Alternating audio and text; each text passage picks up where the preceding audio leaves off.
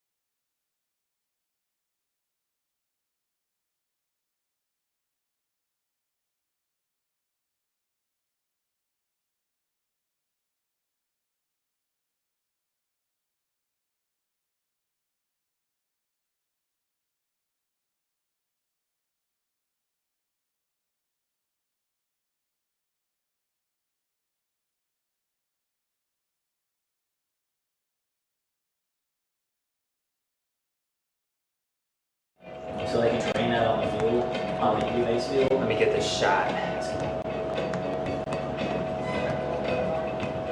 You know?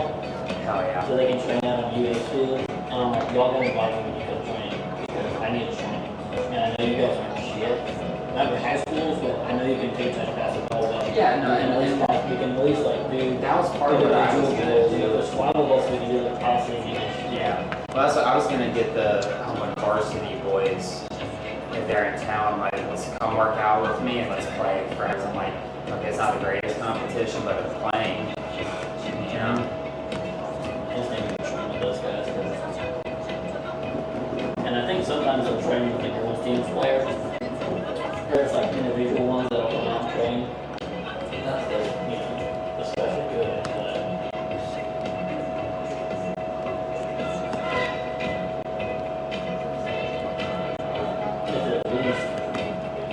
I mean, the big one women's soccer players, so you know, they're not that bad. Yeah. Is the stream starting or am I just... I think we're just looking around, but the stream's on, so. That's good.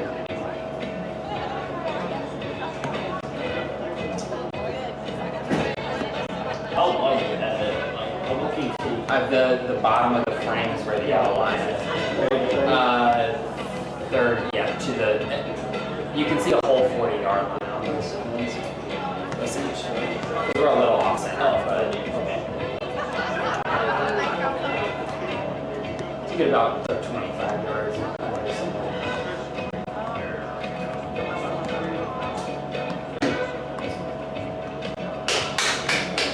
Let's go, boys.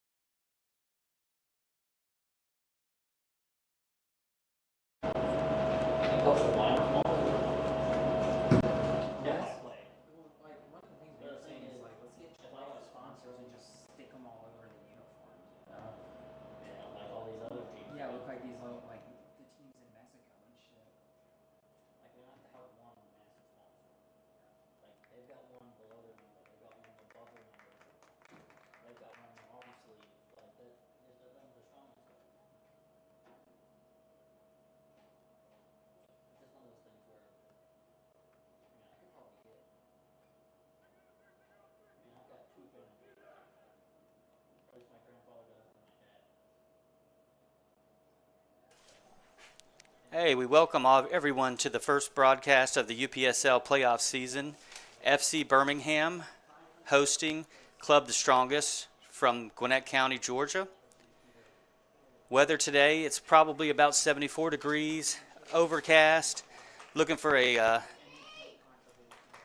nice breeze.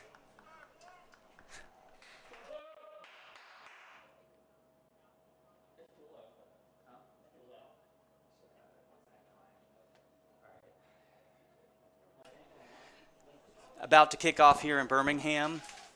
FC Birmingham won the toss and decided to take the kick. Kevin Arias standing over the ball.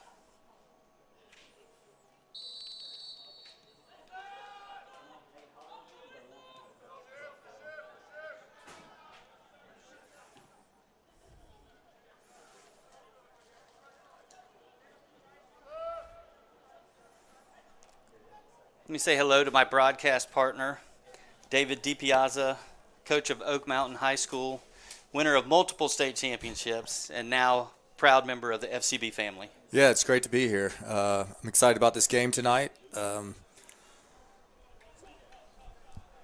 It's weather's great. It's a beautiful night for some soccer, and we look forward to a great match.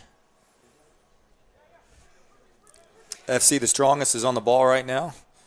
Looks like number 14.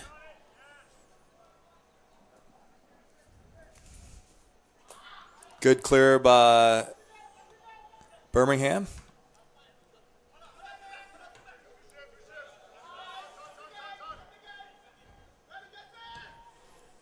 Got a big, strong center back for FC the Strongest. John Hearn just played a long ball up the field. It's now with our left wing back for the Strongest. Got some pressure from FC Birmingham. It's Eric Hepp on the ball. Hepp on the ball, driving towards the goal. It's going wide to number 29, who is Kevin Arias, one of our FC Birmingham's leading scorers. Also the youngest player on the team. And the youngest player on the team. Wow. He is a athletic-looking young man to be the youngest player in the team. All right, so we have the Strongest trying to build out of the back. FC Birmingham's pressuring really hard. Eddie Naranjo was putting pressure on our opponent out here tonight. FC Birmingham's won the ball back. Back out to Eddie, who's fouled by John Hearn. Looks like a free kick for FC Birmingham. Yeah, it's a dangerous spot. We got a lot of height in the middle, so typically balls from this spot are really good for us. Nicholas Ibanez is on the ball. FC the Strongest has set a two-man wall. So in a situation like this, Owen, you've got an in-swinger. If you have a righty on the ball, it looks like it's going to be an in-swinger. If it's a lefty, he's probably going to try to bend the ball out to an attacking player, and it is a lefty. Nicholas is a left-footed player, so this is a pretty dangerous position for a ball. The wall's held, the line's held at the 6-yard box, so he's going to look to hit an out-swinging ball to an on-rushing player. Ball is blocked. I think it was encroachment personally.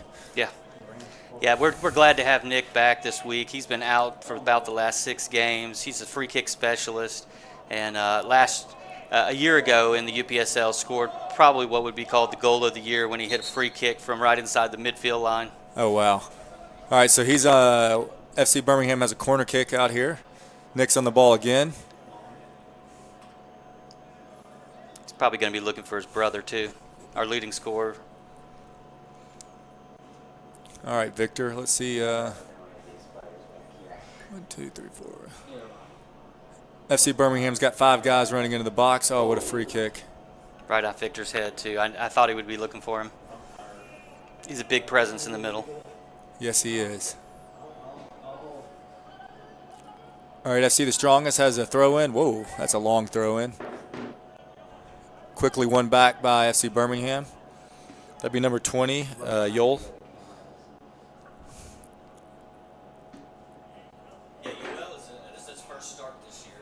He's been playing on the outside back, but due to some injuries, we've had to insert him in the starting lineup. He did great last week against Atlanta United, and I think Coach Goldfarb has a lot of confidence in him. Well, he's won a couple of big headers on these throw-ins. FC the Strongest are kind of just working their way down the field on these throw-ins.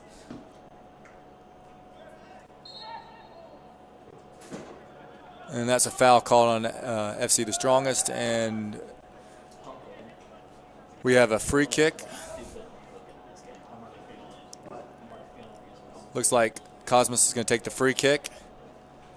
About the top of the 18.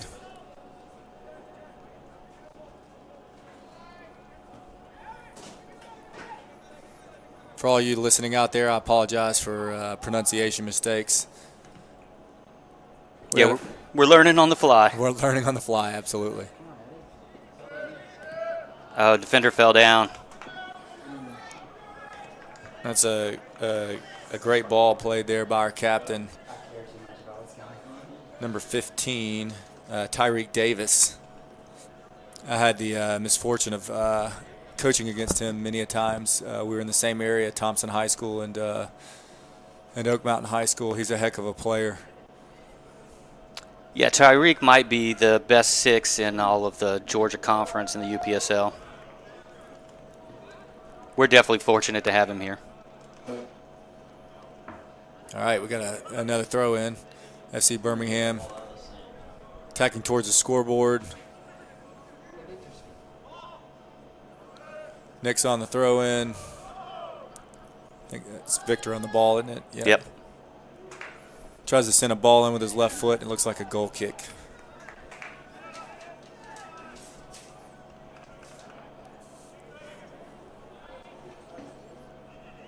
We have Pete Dacus today in the center ref. He's the head of the referees for the state of Alabama, so we have a good crew with him today. Yeah, Pete's one of the best around. He's a very good referee. He tries to let the guys play. Does a great job just kind of filling out the game at the beginning. When I say try to let him play, I don't mean let him get out of control. If he always has a great feel of the game. He's played the game, coaches the game. So he's also a great communicator. So he's constantly talking to the players to try to keep them in check. So pretty good possession here by Club the Strongest.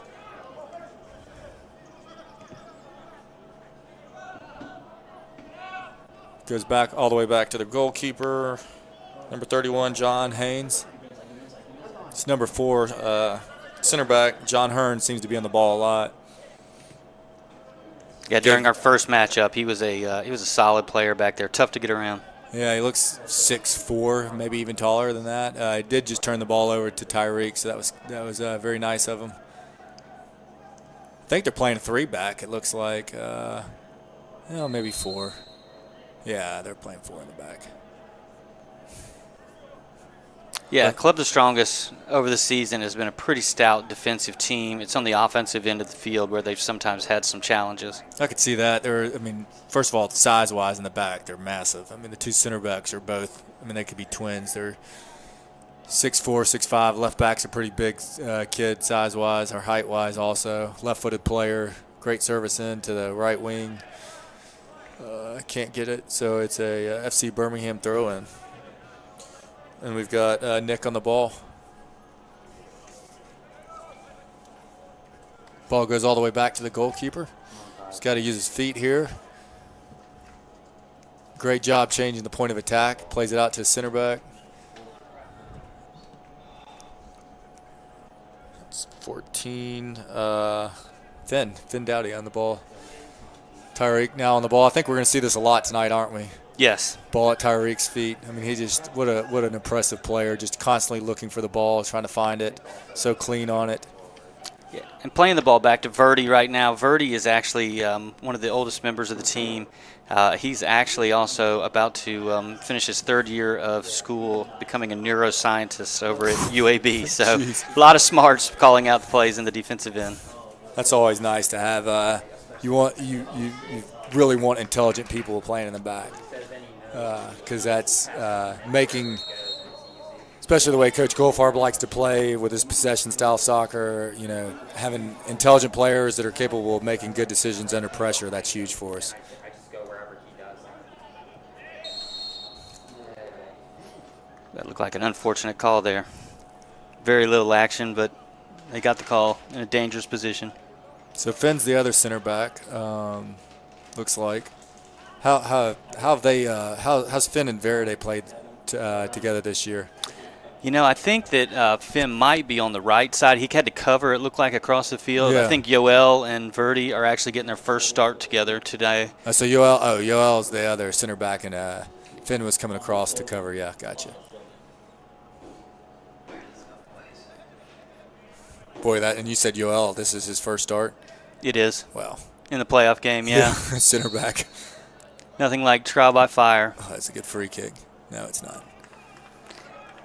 So that ball came in from the right side from Club the Strongest, number 6, who we did not get every one of their well, that's actually, there we go, Joseph Lieto served that ball in with his left foot.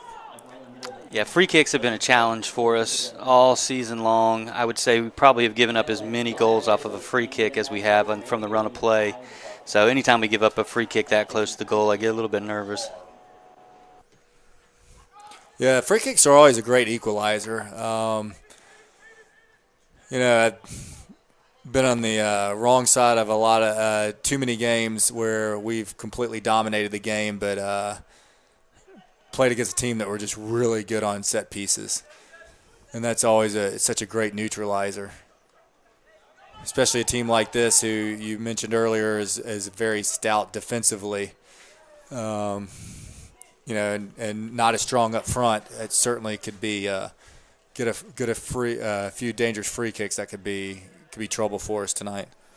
Yeah, and I said that, and then as I looked through their schedule, I noticed most of their games were 1-0, 2-0, and then they had an 8-goal outpour in one of their games. So wow. not really sure what happened there. That's probably more of an exception than the normality, I guess. Absolutely. So they're building out of the back. Goalkeeper looks pretty confident with his feet as well. Ball's coming down the right flank for Club the Strongest. Number 18's on the ball.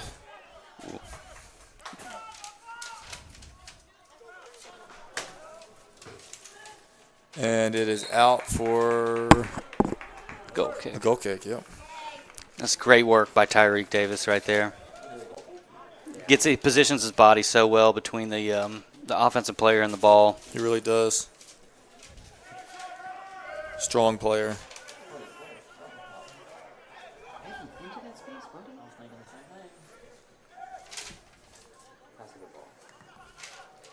Well, I'd love to tell you who number 18 is, but they did not tell us.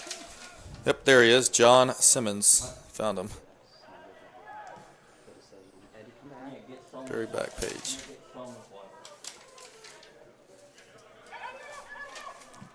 Ooh. Oh, that was good pressure by Club the Strongest. Number 15 tried to hit one from about 38 yards out. Saw the keeper off the line, and it went way out for a goal kick. 15 is Mauricio Cross.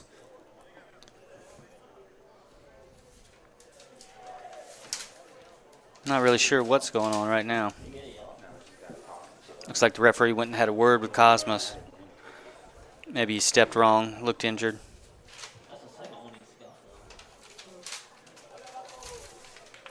And the goal kick is into play. That's Verity on the ball, isn't it, over there? It is. Yeah. So we have a lot of the FCB reserve team showing up for tonight's game. They actually played Club the Strongest reserves team earlier in the day, was losing 1-0 at the half, and came back for a 4-2 victory. All right. Congratulations, boys.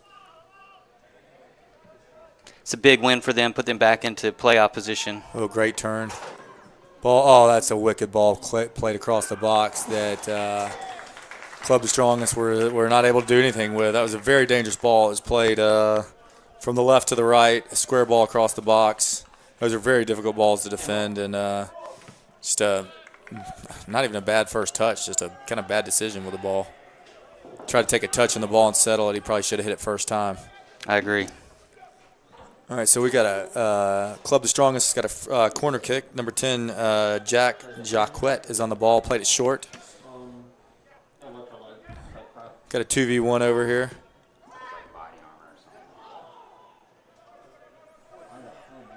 It's great defending by Eddie. Ball goes out. Is that another corner kick? So for Club the Strongest.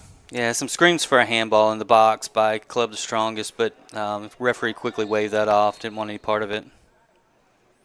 Yeah, I mean, the player's arm is definitely close to his body, and no change of the ball, no attention.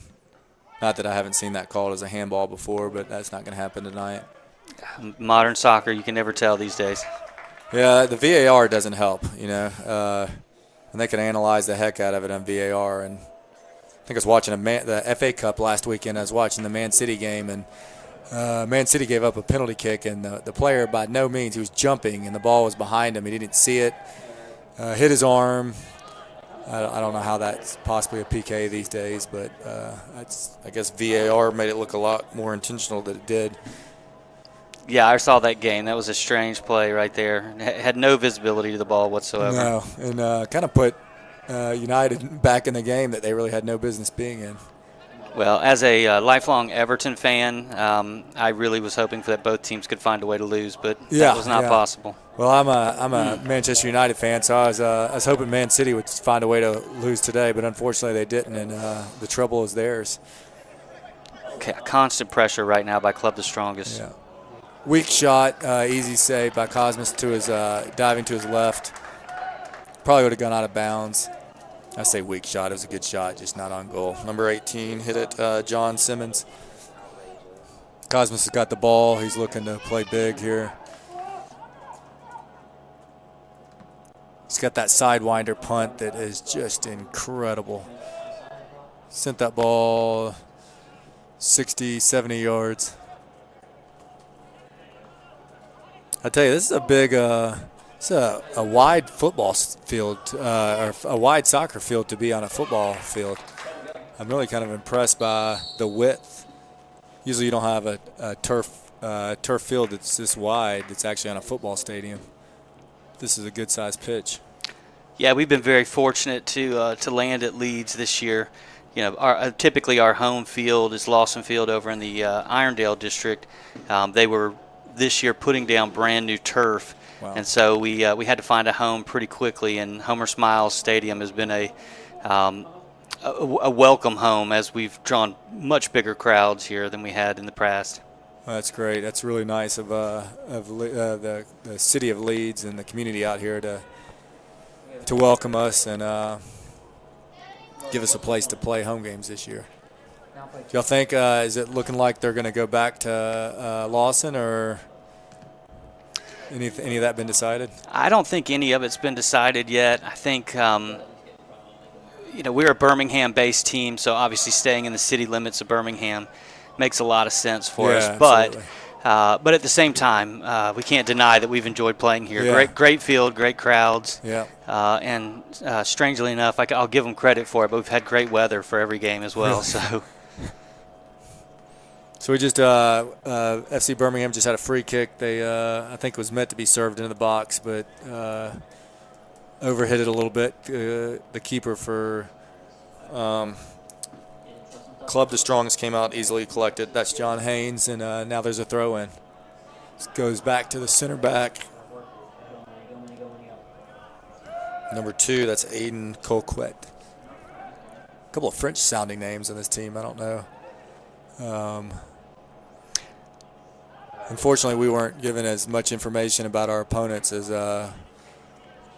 we'd like. Yeah, they're a club that's tied to a Bolivian team. The Strongest plays in the Bolivian Primera division. I don't know if there's any French influence there or not, but I agree with you. There's a lot of French-sounding names. Yeah.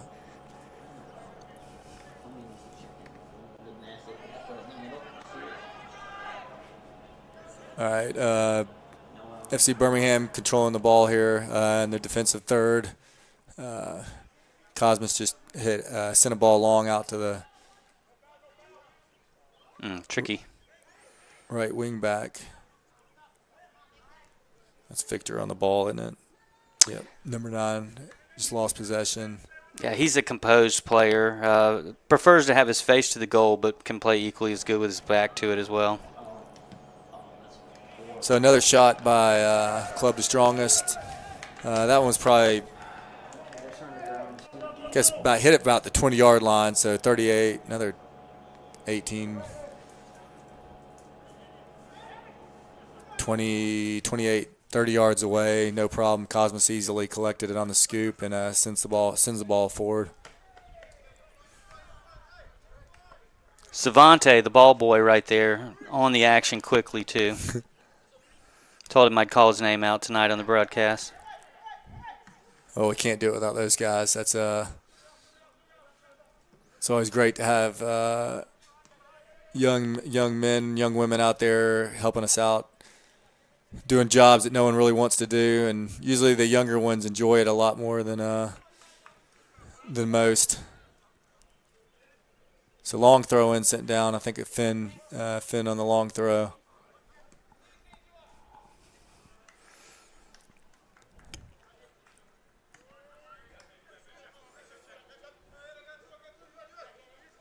FC Strongest driving forward, plays a long ball.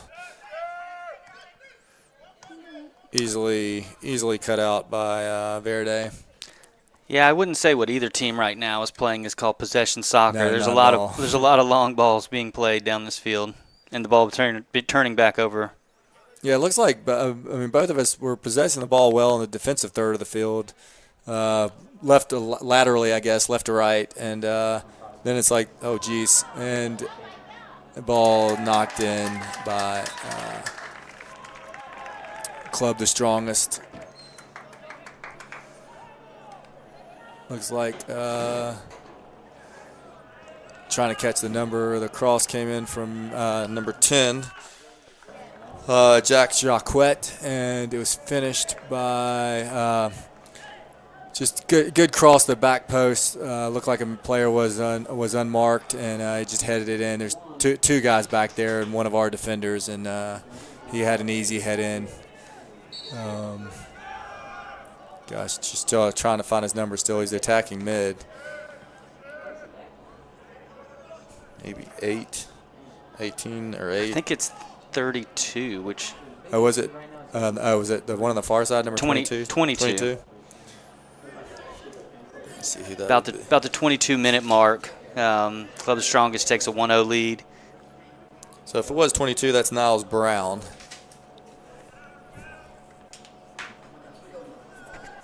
Just as we were talking about a lack of possession, I don't really know I'd call that possession, but yeah, both teams possessing well in the back, but their final ball has been pretty direct, and that was played off a direct ball down the flank, and he served it in, and we were just in a 2v1 at the back post, and not much could be done back there by Cosmos. Yeah, he came off his line to try and get it, and the guy had an awkward flick, but clipped it over Cosmos's head and put it right onto the back post.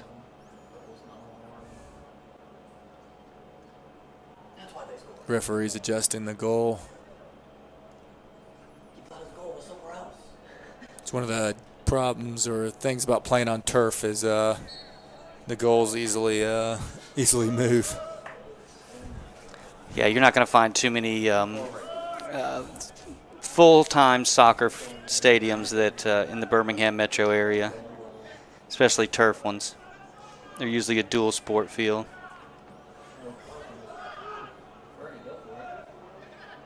Oh, great job, Verde. Oh, no.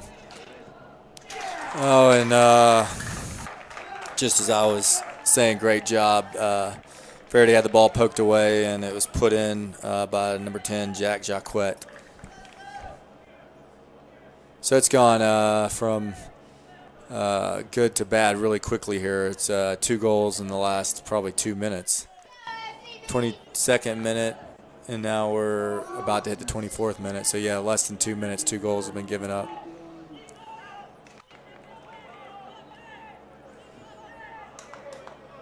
Thought Verde had that. Strong player. Looked like he turned him out. Was turning him out. The club, the strongest attacker, actually, Ford, kind of poked it free to him. I think it was number 9. And ball poked out to Jack Jacquet, and Jack put it in.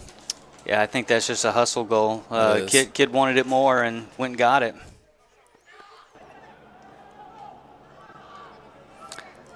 Turnover by the strongest. Yeah, Kevin was driving forward with the ball. Played it out to the winger. Looked like Manny Mendez, and club the strongest cleared it way out into the wall on the backside of the stadium. So we've got a throw in. Finn's on the ball. He has a pretty good throw in. Yeah, it's going to go a long ways. So if I'm guessing, they're probably going to target Victor on this for the flick. Oh, over Victor. That is a very long throw. He actually overthrew it that time. Victor looks like he's got a little bit of a hobble. I hope he's okay. He's coming off of an ankle injury, so getting a full 90 out of him tonight will be tough. So Tyreek's got the ball on a throw-in.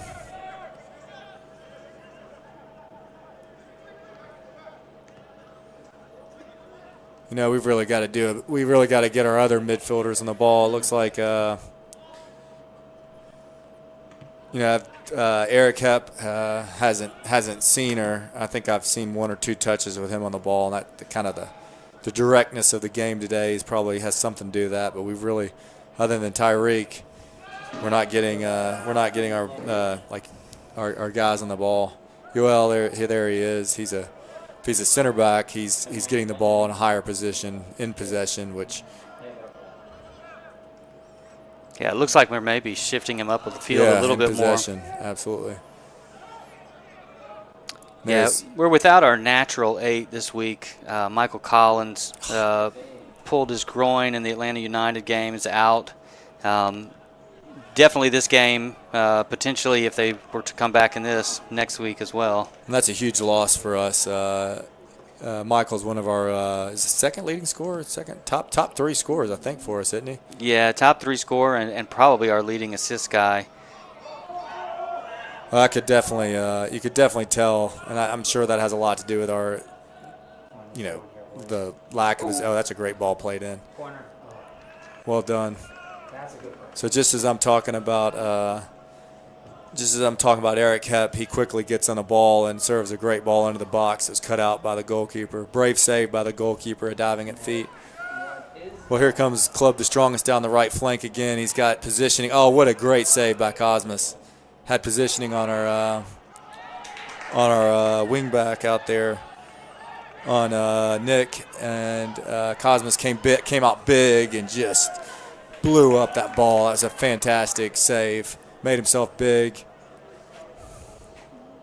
Yeah, as an on-the-ground keeper, he is a shorter in stature, but, man, he can make himself big. Wow, yeah, he does. Kind of reminds me of the way he makes himself big. Reminds me of the way the German goalkeepers play.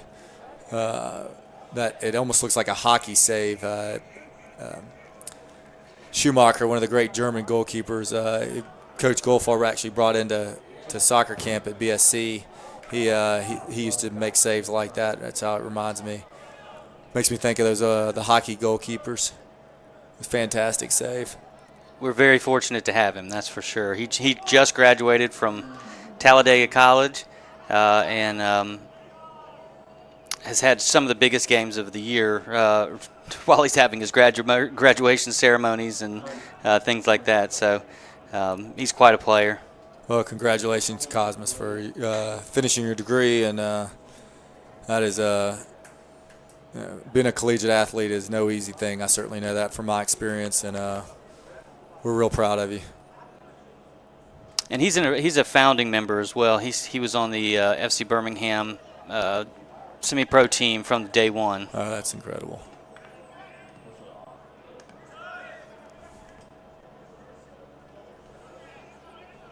Looks like we've settled back into the game a little bit more. We just it's just a tough 2 minutes.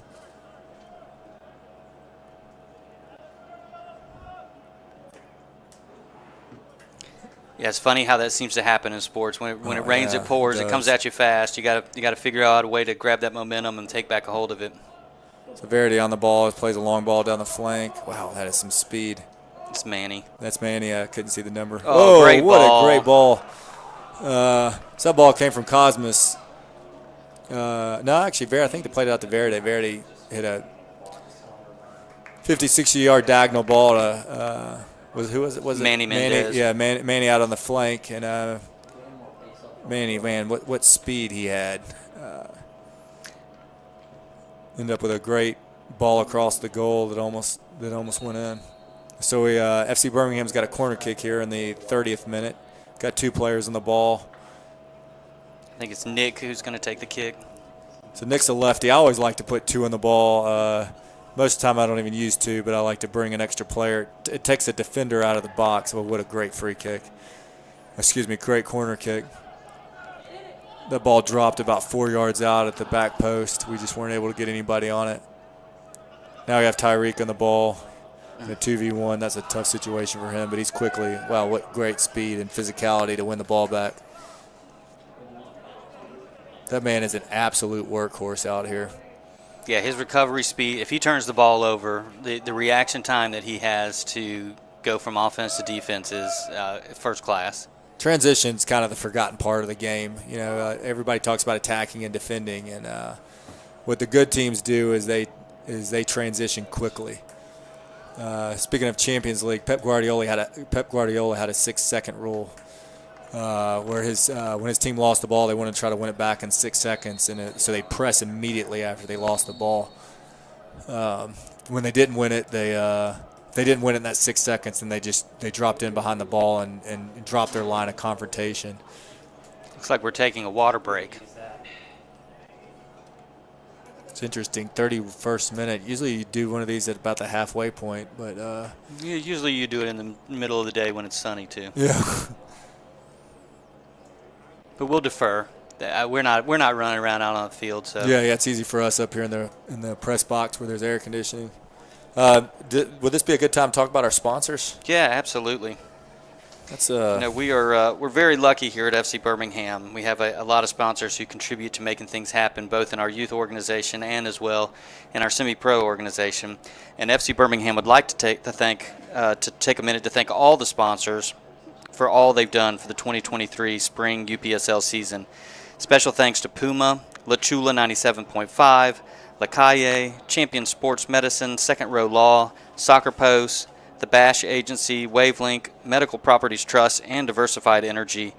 We really do appreciate all you guys do to help us make this happen, both, again, at the youth organization and at our semi-pro level. Not only do you give your time, but you give your money, and it allows us to really make a difference in the community of Birmingham.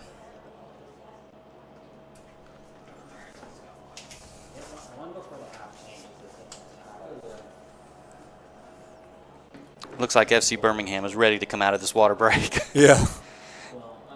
I know that feeling when you've given up a couple goals and you're ready to get back to scrapping, and a stall like this, hopefully it'll give us a chance to get organized. Let Coach Goldfarb give him a little bit of guidance, and we'll see what we can do to close this gap in the next 11 minutes or so. So I had the privilege of both playing for and coaching with Coach Goldfarb, and one thing that I learned from him as a coach was, he's not a big talker during games. And he always told me, David, if you're coaching a lot during a game, that means you haven't done a good job preparing your team to play. So if you see him sitting down, that's usually a good sign. If he's up and yelling, that's never a good thing. But I coach with his son now at Oak Mountain High School, and when he comes to some of our games, if I'm standing up and yelling a lot, he'll reach out to me and send me a text or give me a call and kind of remind me of that not to joystick my players. And that's one thing I certainly know his players enjoyed from him, is that he wasn't out there constantly joysticking them and telling them where to go and where to be. He does all that in his training. Well, he's coached a couple games in his career, so Yes. I think by now he's mastered his craft. He certainly has. So FC Birmingham, we're back. We're restarted back here. We're on a free kick. Got 3 in the ball. It's a direct free kick. Club, the strongest, are holding their line about 16 yards out. And let's see what we're going to do here. That's a great free kick. So that's one of Coach's favorite free kicks. And goalie got a hand on it too, so it's going to be a corner kick. There's so many little things you could do out of that free kick set. Where the guy that shoots, he touches the ball and he stops. The next guy could hit it. Tony Cruz scored an incredible goal in a couple World Cups ago like that. Coach names that free kick after a German player that played in the 90s. I think I've changed the name to, I call it Cruz now when I use it because my kids have heard of Tony Cruz. But he's got about 3 options he could run off that free kick with those 3 guys in the ball. And that one almost worked. It nearly got over the goal. Who was it that took that shot? I think it was Manny Mendez. Manny Mendez just landed on the top of the goal. It was well hit. But the little touch, what he did was Manny touched the ball, and the second player in the ball stopped it, and it gave him a better angle to get around and over the wall, which is why you do that extra touch, even on a direct kick. It just kind of gives you better ball placement. Had the ball been a little wider, he probably would have just hit it directly, but based on where they were, that extra 2 to 3 yards gave him the room to have a nice little free kick.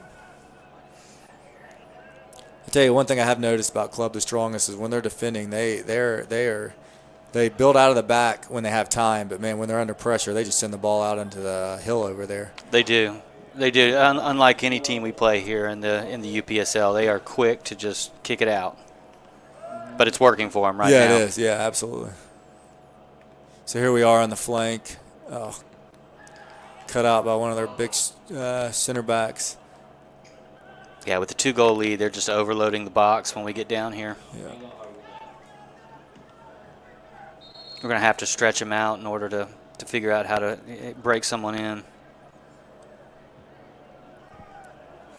Yeah, they had 10 guys behind the ball. They're just getting people into attacking positions. Their front 3 are now just high. They're probably in here we go, pressure in the goalkeeper. He turns the ball over. Oh, and it looks like Ryan may have pulled his hammy on that one, reaching for the ball. That's Ryan's brother, Eric. Sorry, excuse me, Eric. Ryan already out for the season, and Eric stretching on a ball that doesn't look good. No, he's down. It looks like he's in a lot of pain. Sorry about that, Eric.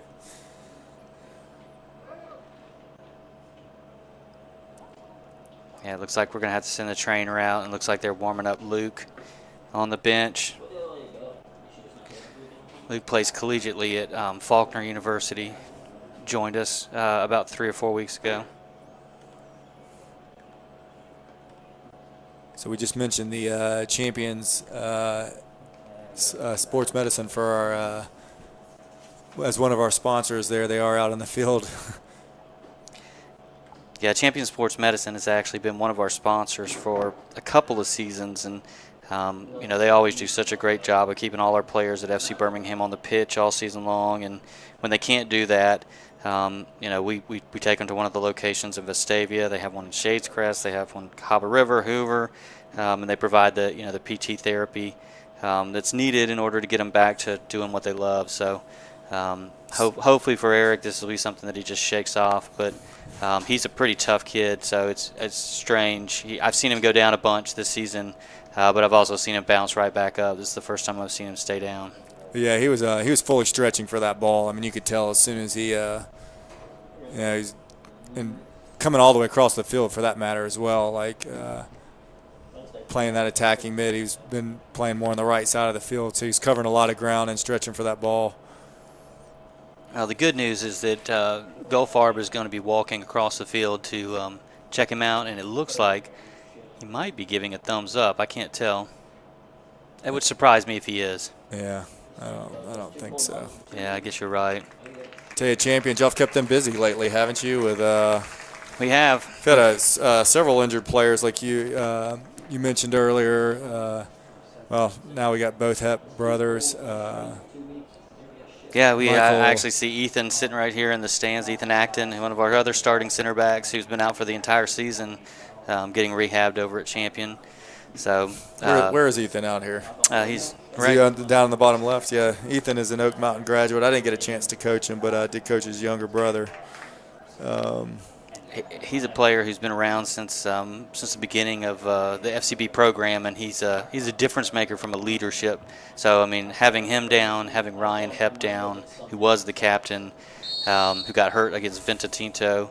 It's definitely been some blows toward the end of the year, but just hasn't seemed to affect us other than the Atlanta United blip at the end of the season. I think we finished on a 6-game win streak prior to that. So let's see, 1, 2, 3, 4. I guess has he subbed? He has. He subbed Luke on. He went ahead and put Luke in. Okay. Just trying to see if he was holding off or he went with it. I can't imagine there's any way that Eric's going to get back in the game. Luke is a striker by trade, and it looks like maybe we pushed him up to the 10 and are going to be having Victor play more of the 8. And you said he's been playing ball at Faulkner. He is, yeah. We scrimmaged them in a preseason game. FCB beat them on this field 2-0, first game of the season, but it developed a relationship, and 2 of their players, Luke and Logan, who plays center back, Sawyer, yeah. are both Faulkner kids who came in and kind of finished out the season with us. And just in the nick of time, too, because we had so many injuries. Smart foul, Yoel. Yeah, absolutely. He was driving forward with the ball and lost it and kind of clipped the foot of the club, the strongest player, and it's a good tactical foul. And Luke's driving forward with the ball. About 3.5 minutes till halftime. FCB really needs to try and put one in prior to the break, steal some momentum.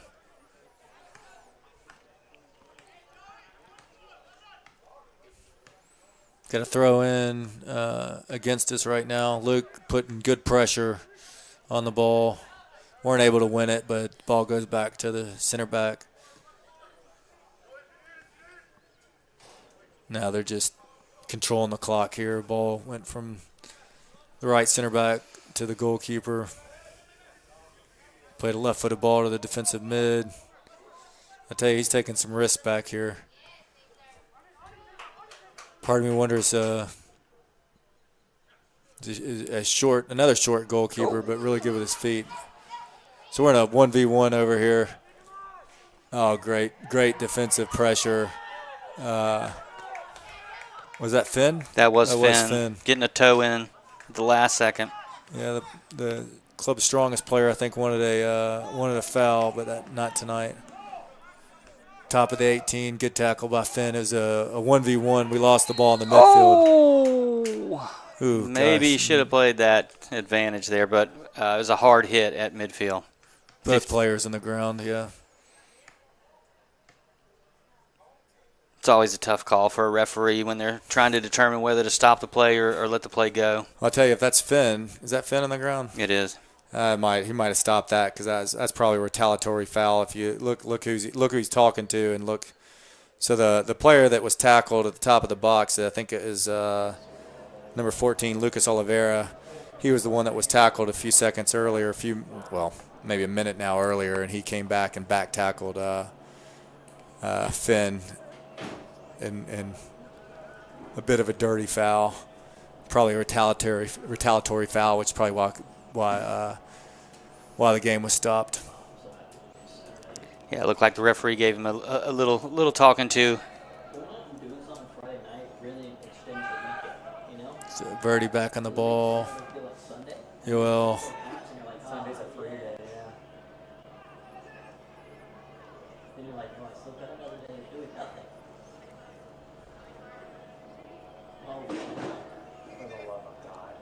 So Yoel, he looks like he's playing a center back, but when we win the ball, he steps up into the middle. I guess it is possible we're playing a 3-back with him dropping back on defensively. But he's been the one bringing the ball out of the back the most.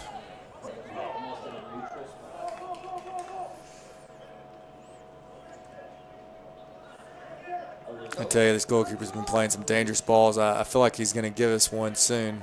He has a few times tonight, but that's just – he's pretty confident with both feet. Oh, wow, almost. Great pressure by Luke. So, see, it's funny you said that because the third – we played these guys earlier in the season and beat them 3-0, and the third goal was actually Luke stealing the ball off the goalie's foot. And he just played it to us for a ball in the goal. Wow, what Let's about go. that? Way to go, FC Birmingham. Victor with his 10th goal, now tied for Golden Boot in the Georgia region. You could just tell that goalkeeper was a little hoppy back there. He's running around everywhere, playing balls with his left foot, playing balls with his right foot, taking a lot of chances. And he almost it kind of reminded me of a bullfight with Luke there. He barely got away from Luke, and then he played the ball right to us, and we tapped it in an open goal. Did you say that was Manny, wasn't it? No, that was Victor. Victor with the ball. All right, so Victor had Luke open on the left too, so he had two great options once he won that ball. So that's a great thing right at the end of normal time in the half to get that goal to bring us back to 2-1. Goldfarb could not have hoped for anything better than to get a goal literally right into his halftime speech. So now we just got to buckle down, get into the locker room with the momentum, and come out and win the second half. Coach used to always say 2-0 is the most dangerous score in soccer because it gives the team winning a sense of complacency. And I think you definitely saw that. Oh, no. Oh, thank goodness. Even offsides and still out comes. Wow. Cosmas just stands the player up, makes a fantastic save. Not that it mattered because the play was offsides, but it was a very late call. He didn't know, though. Yeah, he certainly didn't know. He just made himself big and blocked the shot. Fantastic. Fantastic save. So we're about 1 minute and 30 seconds into injury time. Yeah, I think we're in water break time right now. That's right. We did have a water break, yeah.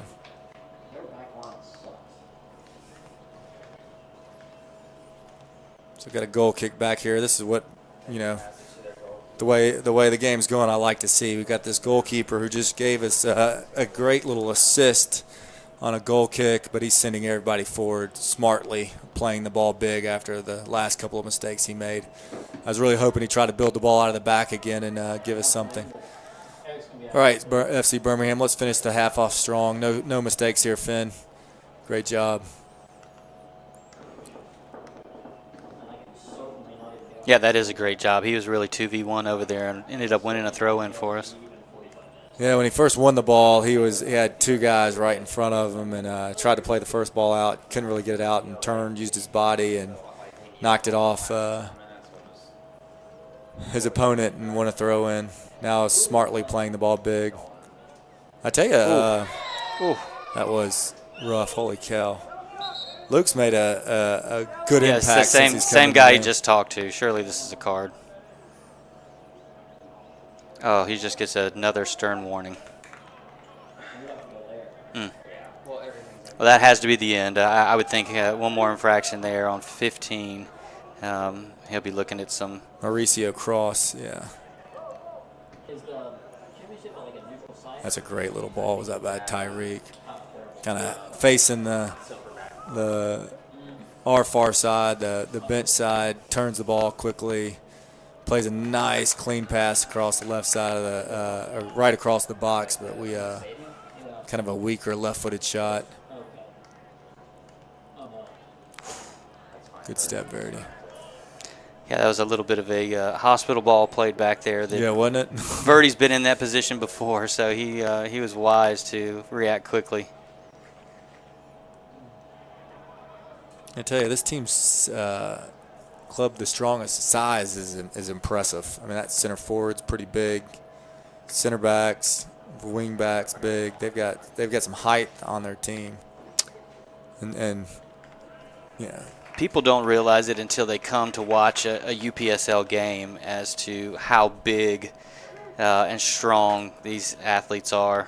It's a higher level of soccer than I think people think of when they think of semi-pro. These are all kids starving to take it to the next level.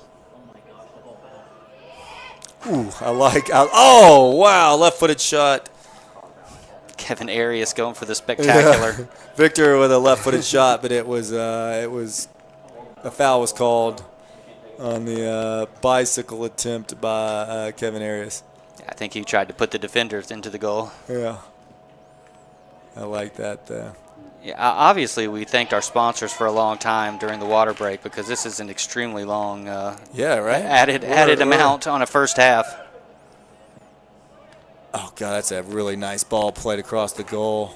Cosmos comes out, closes the angle down, and forces a shot off the side netting. Referee just signaled 1 minute. So it looks like we're playing straight in the first half. Faraday coming across. No complaints from FCB, though. The more minutes that this game lasts, the better with us being down. Go forward. So is at the UPSL level, is it a 30-minute overtime as well? What's the overtime rule here, being that this is a playoff game? You know, I think I'm going to have to check out and figure it out. We'll get that to you during halftime. We'll find that out. At a semi-pro level, I would think it'd be a 30-minute, but yeah, I don't think it's golden goal. usually it's 2 15-minute overtimes, but I'll be honest with you, I've never seen a. And there we are at halftime. Wow, that was 51 minutes played in the first half. Well, I guess there was a water break built in there, 6-minute water break. The score is 2-1. Club the Strongest is up after two goals within probably 2 minutes of each other. Was that the 24th, 25th minute? Yep. We came back and scored one in the 45th minute. That takes us to halftime, trailing 2-1. Absolutely. Well, we'll go into the locker room, let Coach Goldfarb share some of that wisdom, and hopefully come out firing. Yeah, absolutely. We'll be back here in a few minutes.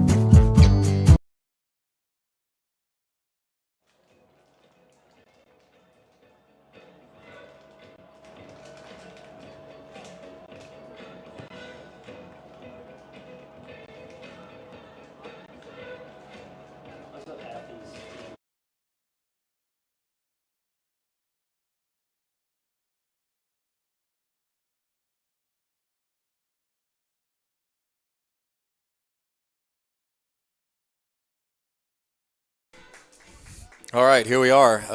Second half's about to resume. Club the strongest is on the has the kickoff. Trying to check out the lineup, see if there's been any changes. Yeah, Club the Strongest really came out strong.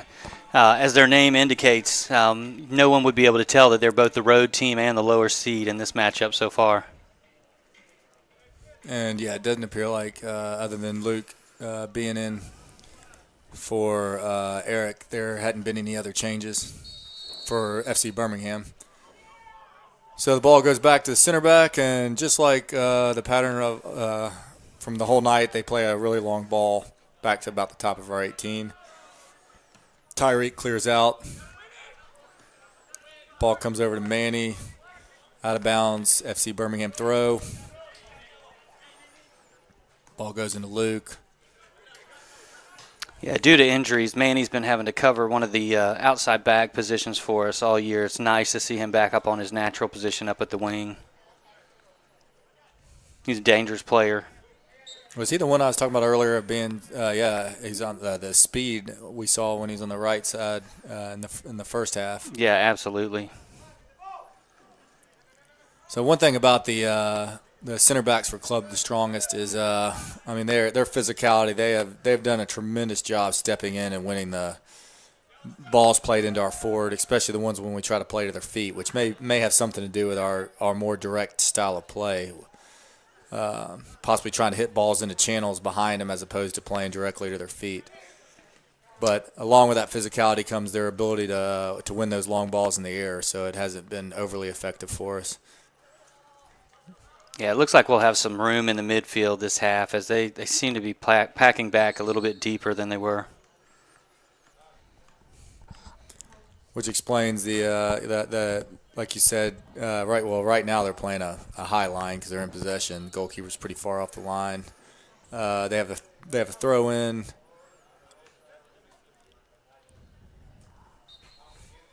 I know on the other side, yep, this guy throws it in pretty long as well.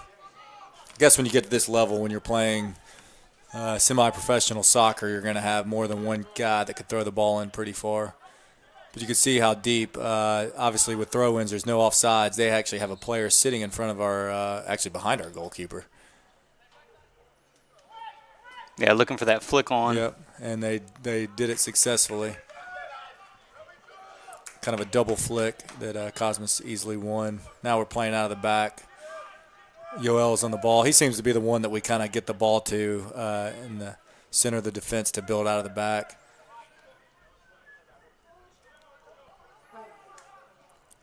Let's see, is that 15 now? I guess it's the same player, number 15, Mauricio, on the right side. Ooh. These uniforms that Club the Strongest have kind of remind me of an old kit we had at BSC. Yeah, I believe that the club in Bolivia that they're affiliated with has actually been in the Bolivian Primera division since the 1800s. Wow. And they've worn this same kit since like 1916. So the kit they're wearing is the Bolivian team's kit as well? It is. Wow. That's the neat thing about like having an affiliation with a professional team.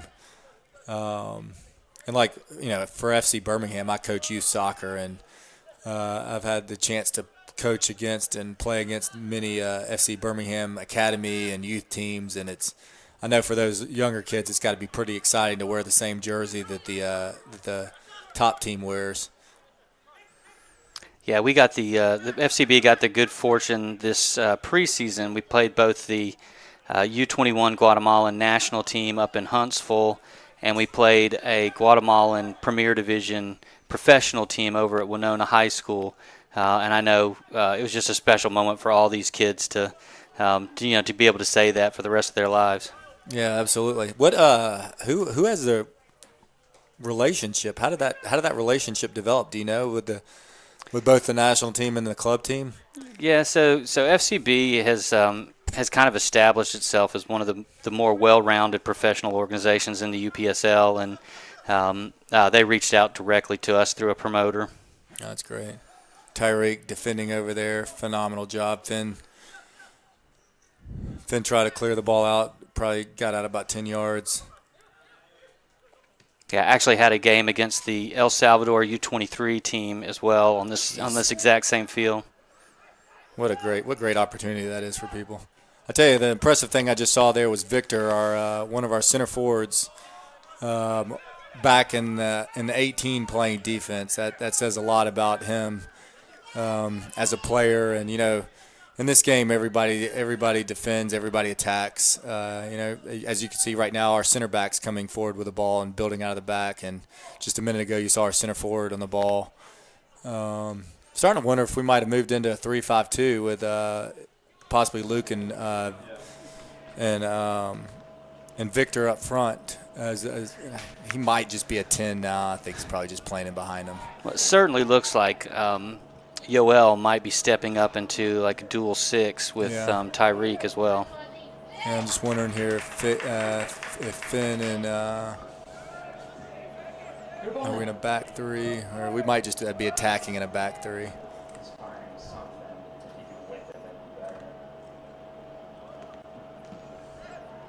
Which coach with his tactical mind, I mean, it's every a 4-3-3 should look like a almost a 2-4-4 in possession at times. So it's you definitely, if you're playing any system and it's the same both on offense and defense, you're not doing something right. So.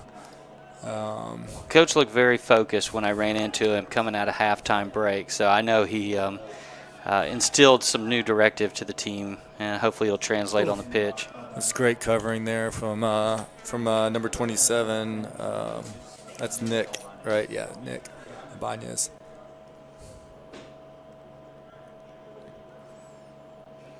Yeah, I haven't played for Coach. Certainly halftime.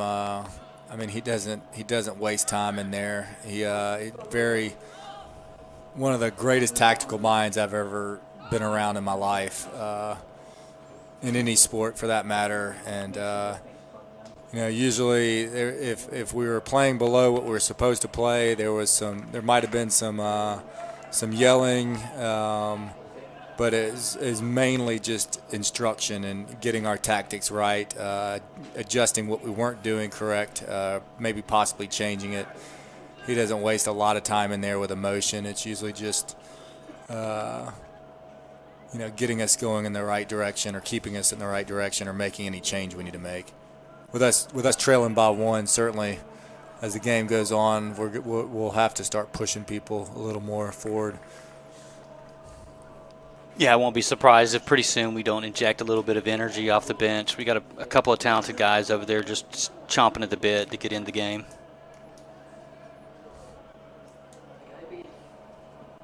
Yeah, the great thing about tonight, I will say, for at this level where it's 7 substitutions the league allows, and we have 7 subs, but certainly there's no re-entry. So to be playing in Birmingham without a lot of humidity is definitely a blessing, especially for these guys that are going to have to go 90 minutes. Yeah, Victor showing confidence on the ball as usual. You had mentioned his tracking back earlier.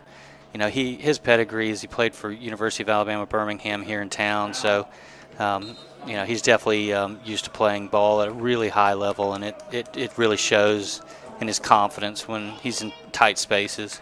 What he and Luke do a really good job of is when, you just saw there he came into the midfield to receive the ball. You always want your attacking mids to make those run in behind and fill that space, be that target player. And both he and Luke are interchanging really well together. Just saw that when he checked in to get the ball, Luke filled that high position. So we had somebody stretching their defense. Yeah, having spent as much time around the team as I have, the intelligence level of most of these guys is so high that it does make for them to learn how to play with each other very easy. So we have certainly, you could definitely tell the second half we've dominated possession. We're playing a lot better possession in the attacking areas of the field as well. a lot less direct now. Our build-up play is a lot better. I'm sure that was something that was addressed at halftime. But we're definitely all over club the strongest. It's a little bit of the MO of this team, too. It seems like at halftime we come out and play a more pressing style of ball. Ooh, shot from distance there. Sorry to cut you off. No. Blocked by, I think, one of our holding mids off his back. So we're a second-half team, are you saying? Or We have been, yeah, and especially a closer. It seems like once we get to about the 70th minute on, we typically dominate the other team. Even last week in the lopsided score against Atlanta United, I mean, we probably had 20 shots on goal in the last 20 minutes. So we have a throw-in over here. Finn's on the ball. Looks like he's going to be throwing the ball long. It's about 18 yards out. Great long throw. We just got to unfortunate there. We on those long throws, the key is to win the first ball. We've got to get a flick on the first ball, which we did not do there, but they actually headed the ball backwards to us. And was it is that number 29? Was that Kevin on the shot? Kevin Arias. Kevin Arias. It was a very difficult ball. It was kind of high and on a half volley, and heck, on turf out here, and the height of that ball is a very difficult ball for him, but he had it first time. No way he's going to be able to settle and shoot in that position because a lot of people were around him, but he hit the ball over. And just as we had a halftime talk, I'm sure the coach for Club the Strongest, Julio Shari, probably said, gave their goalkeeper some word of advice, and that's play a lot more smart. And he has been playing his goal kicks a lot more direct this half. And that's a foul. That's that same player there that. Yeah, he has somehow managed to escape that elusive yellow card that he so rightly deserves. What we need right there is to get one of our players on the referee's ear and remind him how many times he's fouled. He's their holding mid.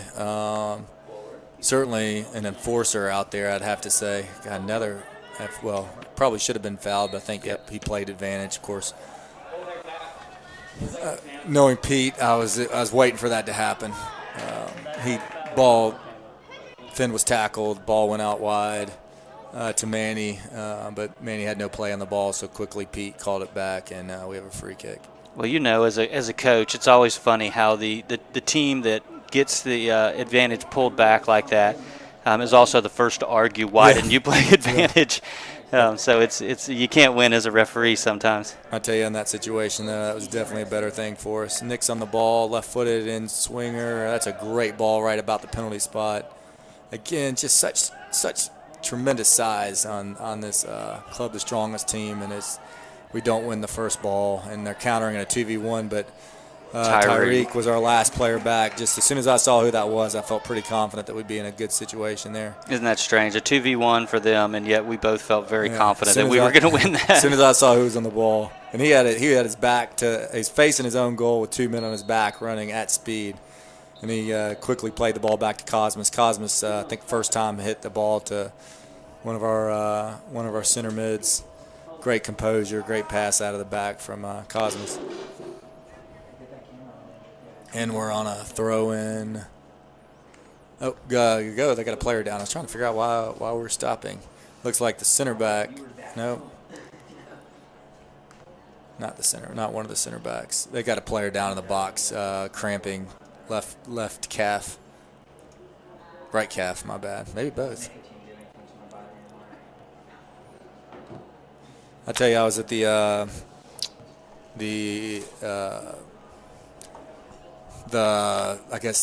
Miami and Legion game the other night. And it's funny how people just are not used to Birmingham heat. You think Miami, it's hot. I was down there for a wedding in July last year. It was pretty humid there, but man, when people get up to Birmingham, they struggle with our heat and our humidity. And it's to me, it's not even humid tonight. But I guess I live here, so maybe it is, and I just don't feel it.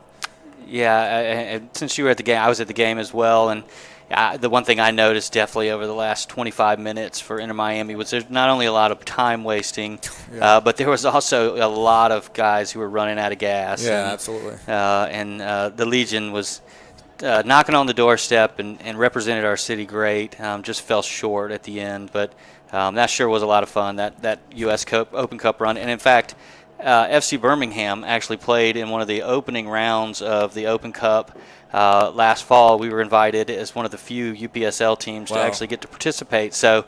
Man, that's great. So in a very early round, we actually played at our home field over our youth home field over in Pleasant Grove. And so yeah, it was a great experience for them. We played against KSA, Kalanji. Okay. Ended up losing, but then Kalanji went on to win about 4 or 5 more rounds after us. So again, great experience. We're hoping and excited to get that invite again next year.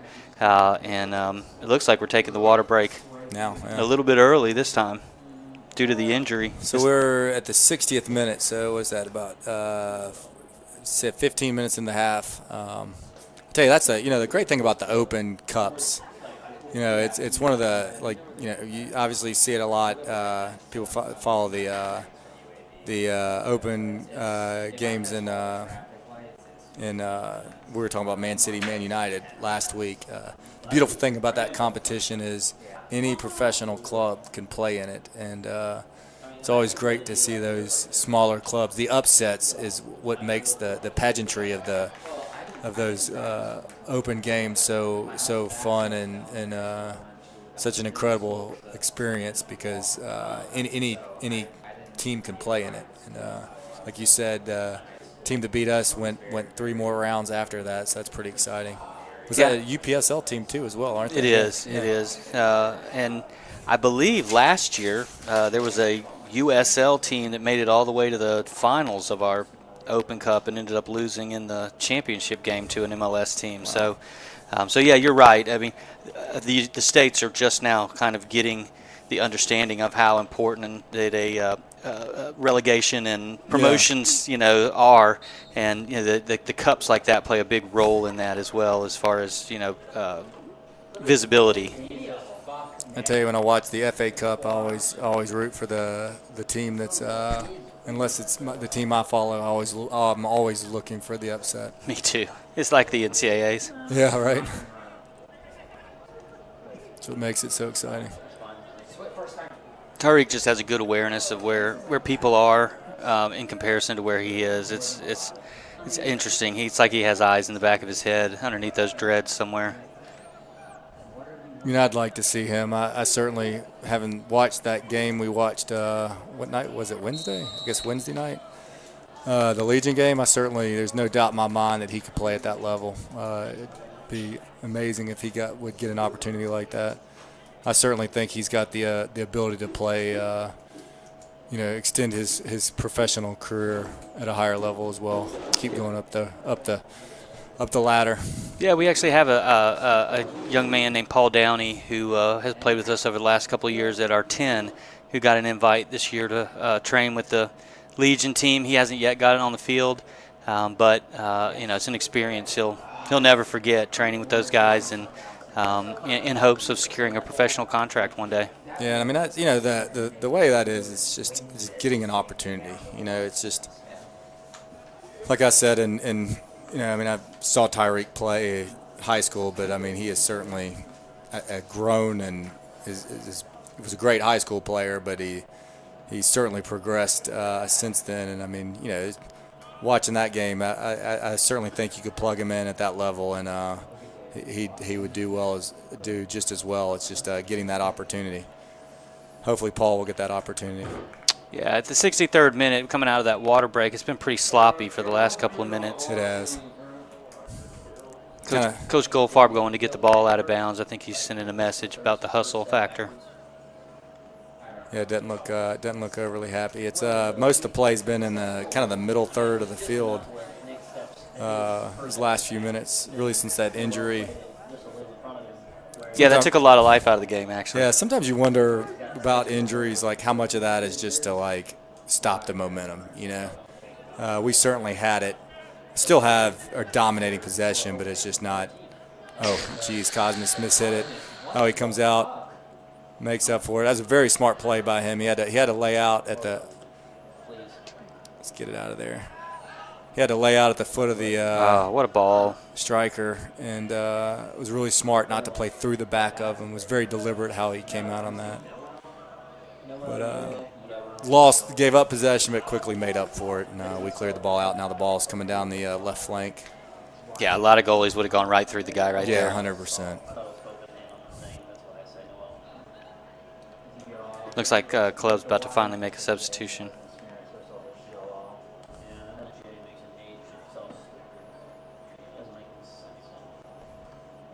They're playing a man down right now. So yeah, they didn't put a player in for the injury that was about almost 5 minutes ago now. I think it was one of their midfielders. This guy, number 3, is coming in. Going through the roster here, that would be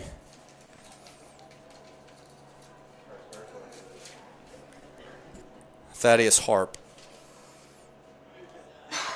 Yeah, and sometimes it's easier said than done for us to find some of these players. As Club the Strongest has 103 different players registered on the UPSL side as active players. Wow. That explains this packet of people, and a lot of them without numbers. That's correct. But it's also a testament to how great their program's growing that they have 103 players they can roster. Now, do you recognize? I mean, with having 103 players, this could be a completely different team from the last time we played. Do you notice any differences offhand from out there? Do you recognize any of the guys? I would say that for the most part, it looks like the same team. They had a huge back line in game one. The difference in that game was we really pressed them hard early and often. Yeah. And kind of jumped out on a quick 2-0 lead, and then kind of got a third goal right at the very end, a goal where the goalie played it right off our player into the goal. So. And you mentioned Michael Collins being out. He's our number 8, which basically means he's a box-to-box midfielder, and you could certainly tell today that's impacted this game. I mean, I'm assuming that's losing the directness of this game probably has a lot to do with the fact that and Hep's also a center midfielder as well. Is that where he was Hep playing center mid for you guys as Ryan? Well? Yeah. Yeah. So I mean that's a big losing 2 of your center mids. That's big. Which probably explains the directness. Oh, gosh, we got to step to that ball. Big save.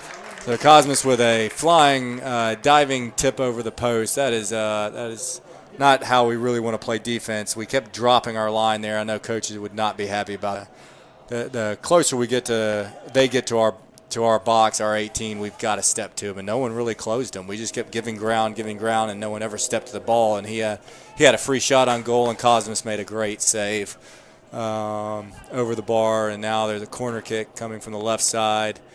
Both hands come up, and ball served to the back post. Wonder if that 2-hand means they're going to put the ball at the back post. They're tall, number 9, center forward, Alex Cabzaro. They're making another sub right now.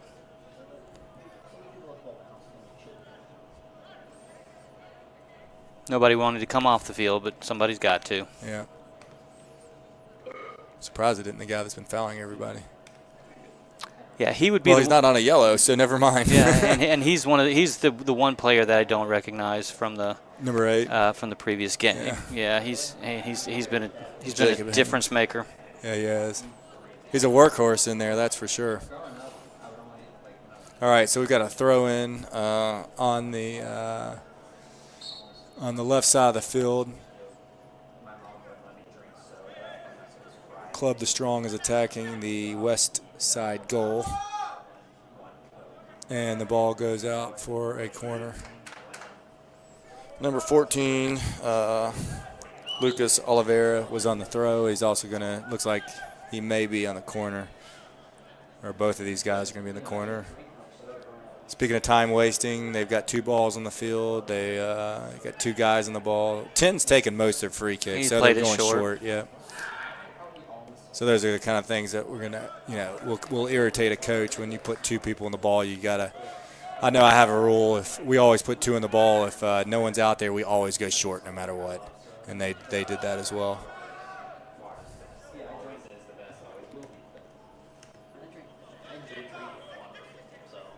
Ball played into to Victor there. He immediately had pressure on his back. Club the strongest won it, and it's out for a goal kick. Eddie did a nice job of tracking back there. He did. We haven't heard much on the offensive end from our wings, but they definitely are doing the work on the defensive side of the ball.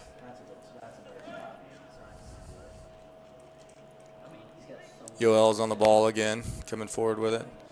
Comes back over to Verde. Verde loses it.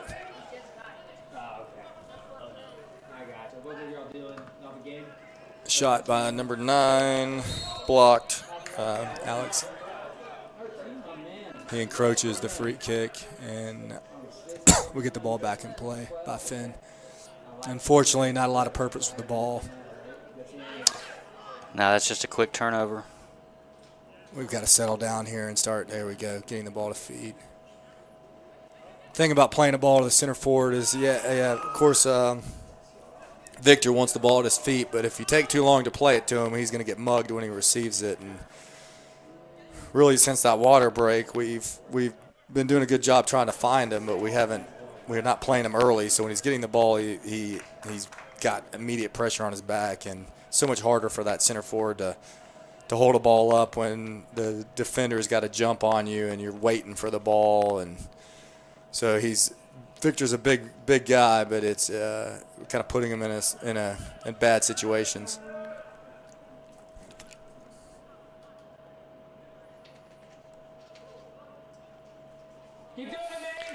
Verde's on the ball, plays into Tyreek, back to Verde. Probably going to find, Verde's driving up with the ball. All right, ball into Luke's feet, Luke to Verde. I like what I'm seeing here. Verde's coming out of the back. Tyreek's holding him for him. Oh, good turn. Yeah, it was a great turn. He's got somebody. Oh, couldn't get off his foot. Manny immediately had pressure, 4 guys on him. That's right, win it right back. Yeah, pressing these guys is exactly the way we're going to get back in this. Oh, great ball, Victor. Ball out to Finn. Now we got our outside backs coming forward. Wow, it's unfortunate. Sometimes the bounces just don't go your way. I hate to say it, but especially on turf. Turf's is a blessing and a curse in the same time. It's a blessing because you don't have to worry about games being rained out. You always have a place to practice. But, what a great shot. No. That was Yoel, right? Yeah, it was a little further than I think he thought he was. Yeah, me too. When he hit it, came off his foot well, but he's pretty far away. He's 40-plus yards out.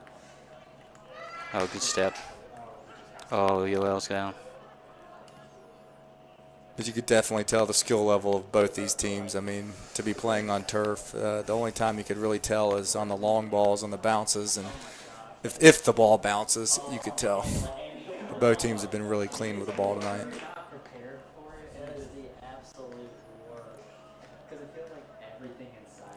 So that's Club the strongest with a long throw. Didn't call a foul. Oh, no. Guy made a meal of it. And again, Tyreek having to try and clean up a mess. Oh, and Verde with it getting out. That was great defending. That's not Finn. Who's on that left side? Nick Cabañas. Yeah, Nick. Great defending there by Nick. Haven't said his name enough tonight. He's done a really good job. Coach is talking to a center back right now. I don't know if he's looking at Verdi or. So Verde, you said did you say he's the oldest player on the team? He is. We have a goalie who's a little older, but the oldest field player. Gotcha. We'll say most experienced. Yeah.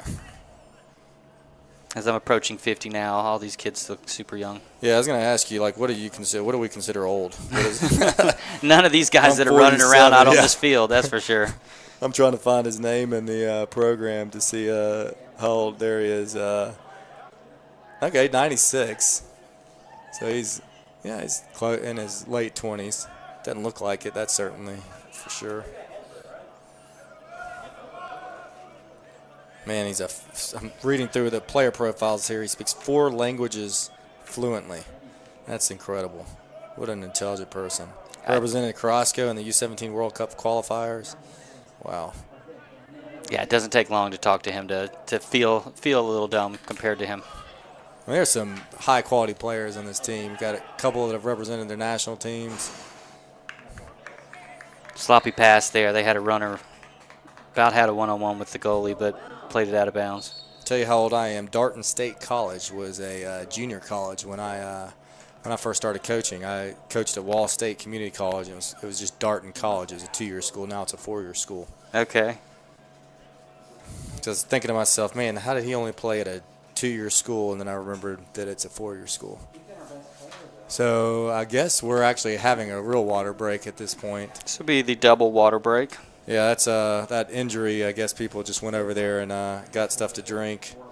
Well, the good news for FCB is that if we had 6 minutes of extra time in the first half, we might have 10 minutes of extra time in the second half, which we most valuably need at this point. Hopefully they'll get over there, get some water, get reinvigorated, and get up the field. Yeah, you mentioned earlier substitutions. It's certainly in a game that's going to go this long. I'm wondering if we'll see some substitutions come on soon.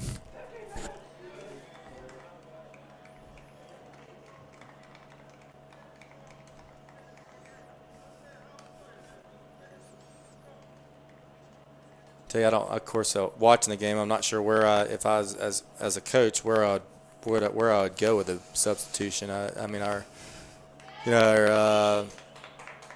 Tyreek's doing a great job. You'd never want to take him out of the game. Yeah, we mainly have midfielders and that's what I'm looking at right here. And defenders on the bench right now. I mean, I'm wondering if maybe another center mid, just because our possession hasn't been great.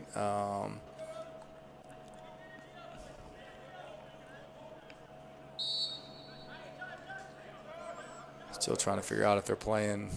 Yeah, the good news is that no matter where he goes on his bench, we do have a lot of quality over there. So let's see. I definitely think we're playing 3 in the back now. If you see, look how high Yoel is, and I think they've got Finn, Verde, and Nick as the 3 center backs now, and they've went ahead and slid Yoel up into the midfield. I think Luke's playing up high with Victor. Yeah, I think they're in a 3-5-2, and I would agree. I'm probably cheating a little bit in my thought process here because I know how much Coach loves playing a back 3, and 3-5-2 is in our great years of playing. We played a 3-5-2 at Birmingham Southern. Finn took a big hit there on a 50-50 ball, and it's good to see him get up. Yeah, I tell you, he's a strong kid. He's had several big tackles against him. 2 pretty dirty ones actually, from behind or that he's gotten up. I mean, if you just look at him, he's a thick kid. So, yeah, I'm not exactly sure where the substitution came in, but we put in number 13, Logan, who's now playing on the right-hand side. That's that right center back. That must be, when you mentioned earlier, it's a center back. He's gone to back 3. So who came out then? Yeah, I'm kind of scouring the bench, trying to figure out, because Finn moved up. Nick, is that Nick over in the left still? Or not Nick? Nick Ibanez. Yeah, Nick. Yeah. I can't see that far, to be honest. I think Nick's still on. Yeah, he's on. That's 27. Great header by Verde. 29.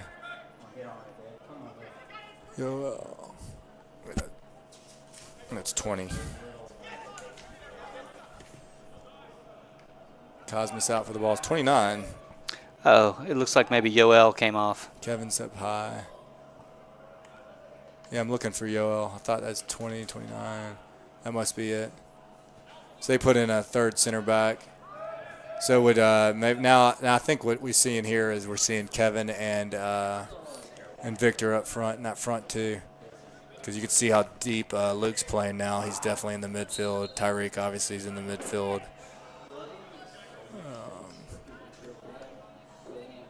Finn might even be.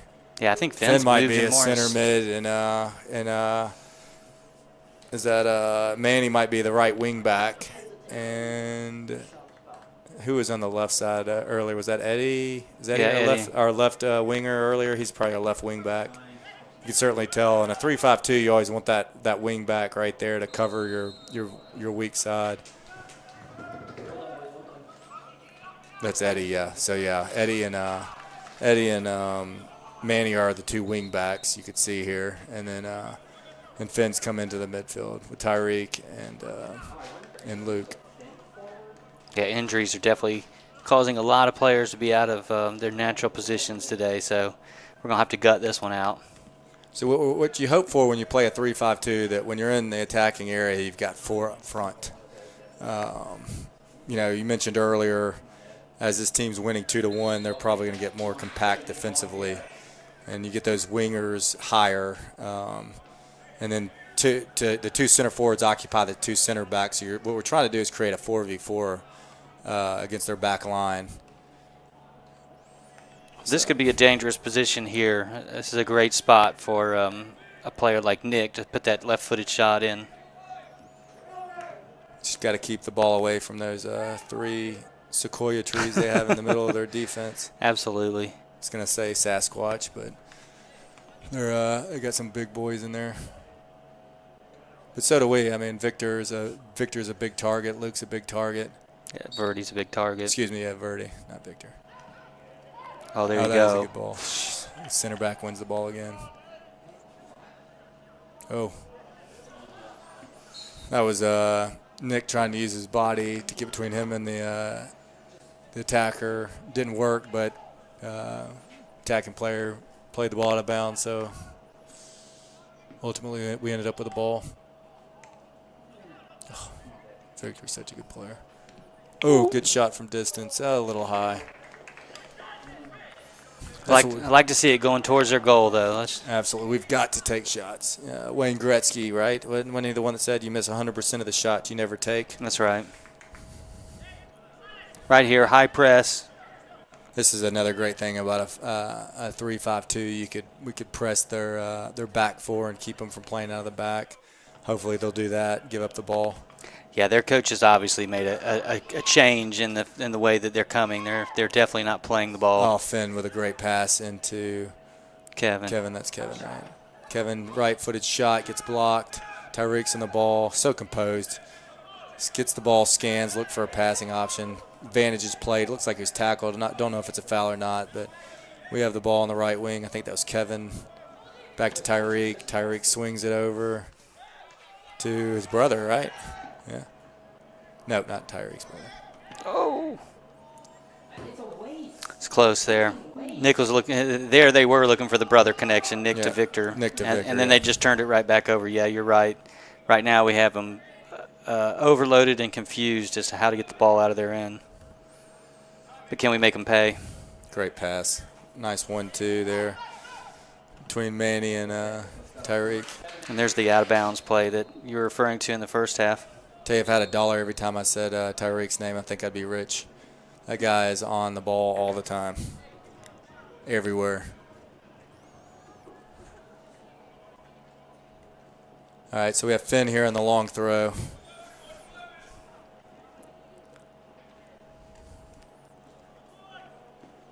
Part of me thinks let's sneak Tyreek in and play short and suck him out here. But now, of course, they put somebody close in on Tyreek. They've got literally 10 people behind the ball, and their center forward's about 30 yards from their goal. They've got everybody back at this point. It's a corner kick. I almost think in-swinger here. You got a short goalkeeper. Got some big ball winners in there. I'd almost try to put the ball in the far corner. When I have a team like this, of course, his keeper's positioning's good. almost like swinging in like you're shooting the ball and get somebody in that back post. The outswingers aren't quite working. We did go with an outswinger there and got another corner kick out of it. It was a right-footed ball. It wasn't quite an outswinger. He drove it more, right 3 yards out. Well, we're definitely keeping the pressure on them right now. Now we go with the left foot. Oh, what a great kind of thin duck there at the front post, and it maybe surprised our player. Great tackle, Tyreek. You could hear the crowd maybe from our microphones. They're getting into the game. Everyone likes to see a good tackle. Oh, he dove. I mean, he absolutely dove. Wailed his arms. He was falling down before the contact was even made. So they give us a yellow for a tactical foul. And, I mean, I guess we clipped him, but, man, he made a meal out of it. He sure did. There was no reason for the tactical foul. We had 4 players back, and somehow he still got on the other side of us. Still complaining despite the fact that a yellow was given. Yeah, I'm not exactly sure what he was hoping for there. Maybe he didn't realize he was not the last defender. There were three more players behind him. He's 19, a sub off the bench. I'm not even 100% sure who he is.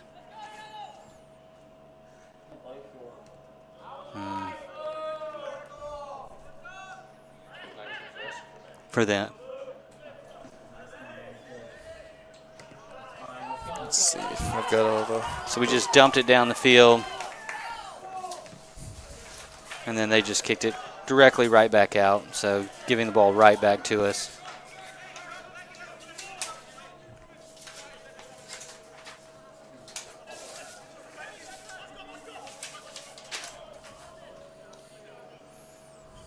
'19's definitely brought some energy to their team over here on the left-hand side of the field.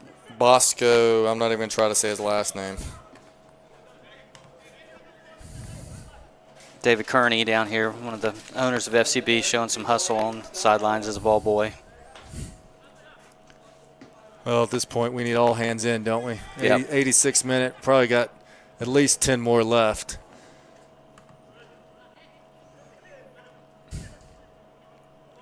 We might even recruited another person.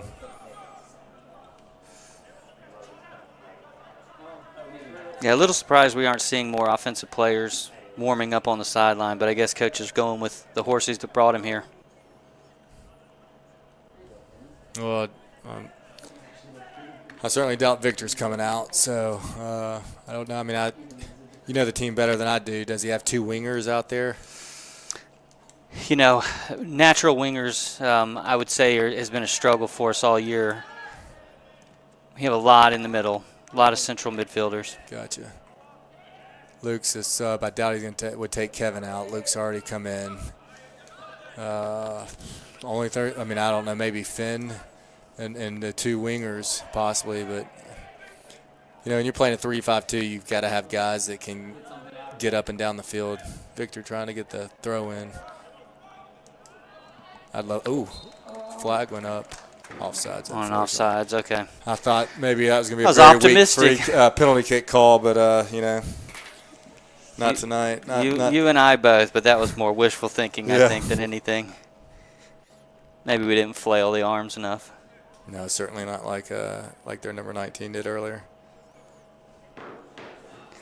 Definitely the pace of them putting the ball back in play has continued to slow down to a snail's pace. Yeah, they're going to get everything out of this next 12 minutes they can in terms of wasting time, which means we got to keep the ball in play. Oh, jeez.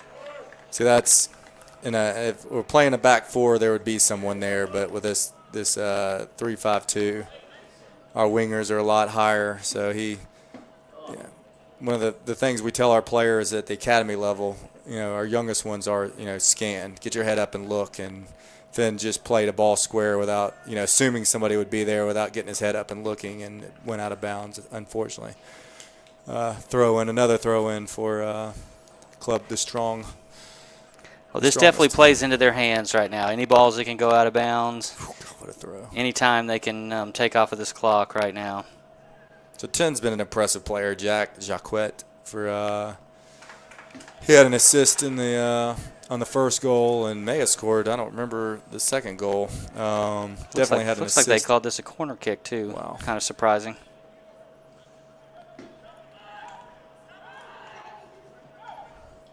If we've mentioned Tyreek's name a lot, certainly Jacquet has been a standout player for Club the Strongest tonight.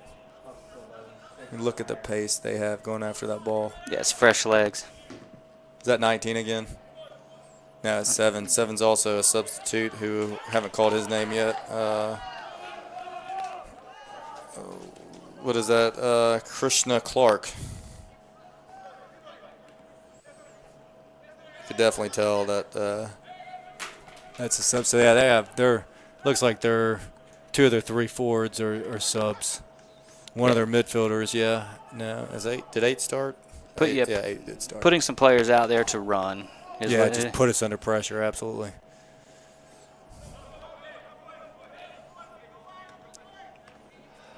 Sometimes I feel like this goalie getting the ball might be our hope. If Yeah, he'll play, I agree. if he'll play it on the ground. I wish he'd play short, but I tell you, with the wheels they have up front and the fresh legs, that may not happen.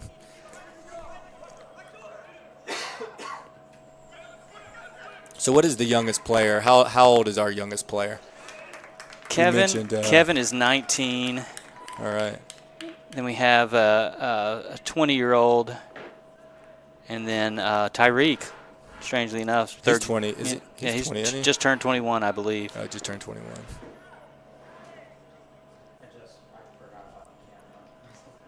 But a lot of these guys, they grew up playing with each other in club ball and, out on the high school field against each other. So it's always interesting to see how they meld together when they get out onto the UPSL pitch, because it's a different speed when you're playing with grown men. Yeah, absolutely. So we have a Club the Strongest has a corner kick here, and number 10, Jack's on the ground. Another 30, 40 seconds of time gone by off the clock. We're now in the 91st minute. For all you guys that aren't experts on soccer, ball, that's off our corner kick. Sorry, I thought we headed that. A little scary right there. Yeah, I couldn't tell. I thought we headed that. Excuse me. So anyway, 90-minute games. We've had a 5-minute water break, probably 4 to 5 more minutes of an injury, and 40 seconds there of whatever you want to call laying in the box. So we're assuming we'll get to the 100th minute tonight.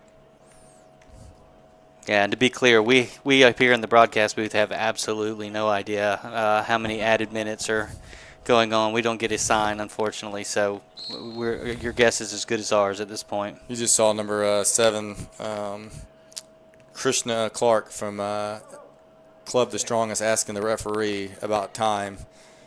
And without us knowing, I think there's going to be a decent amount of it, because Pete's reaction to him was like, just kind of see his face and his body motions like, hey, the guy thought the game should be over at the 91st minute, and Pete kind of implied to him that we're nowhere close.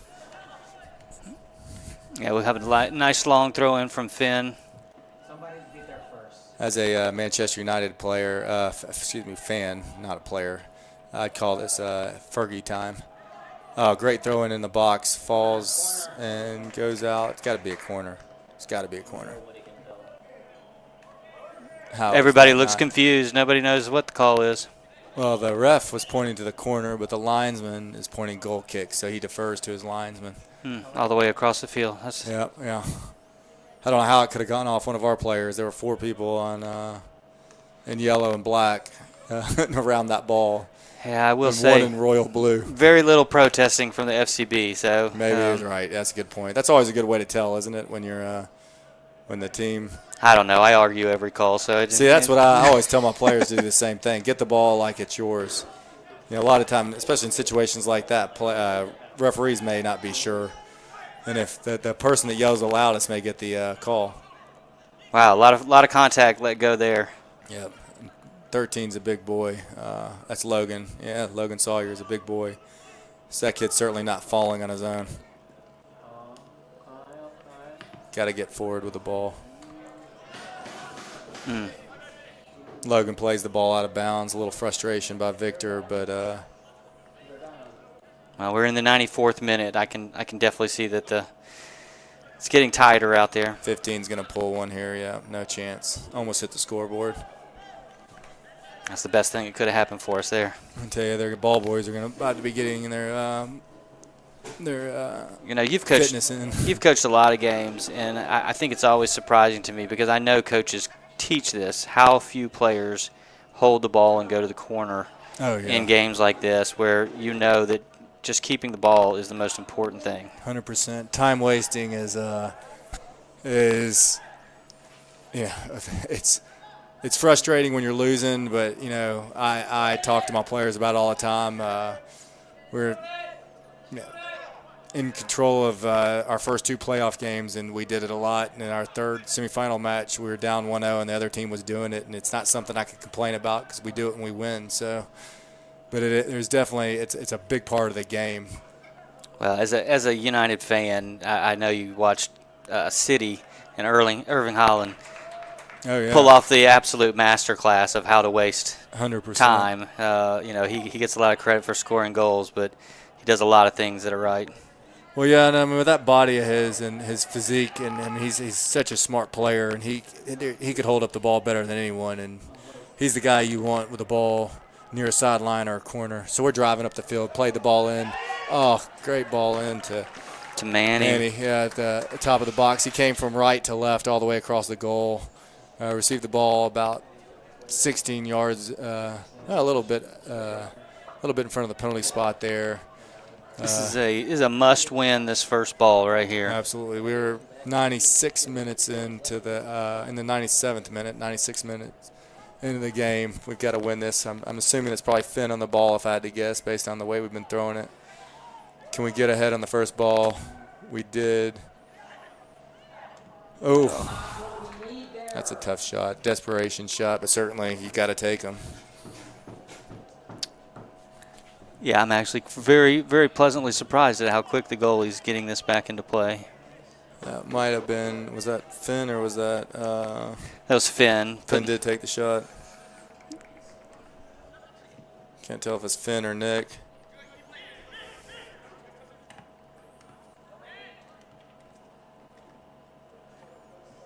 Oh, no. I could definitely see that could be his ankle. Victor's on the ground.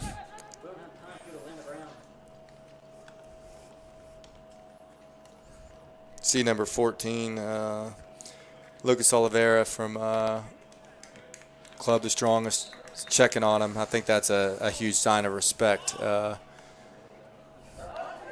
Let's get there, Luke. Luke's on the ball. Oh, he hits the ground. You could see it with the rubber pellets. Did not get a clean strike of the ball. Great ball played into him. Got more of the ground than he got the ball, and it comes off the kind of the outside of his foot. Can't blame him for pulling the trigger there. No, he did have 100%. Kevin streaking on the other side, but you can't blame a striker for shooting. No, not at all. Something I never get mad about my players for doing. Take shots. And that wasn't that bad of an angle. It certainly be one thing if he was, had no real angle to shoot. I'm surprised that wasn't called a foul, to be honest with you. Had his hands on the guy's back. This is not what we want to do in this situation, is foul and slow the game down. Cosmas is about 20 yards out. He collects it. We're going to see one of these sidewinder punts here. Yep. Got a little too far under it, but still sent the ball about 70 yards.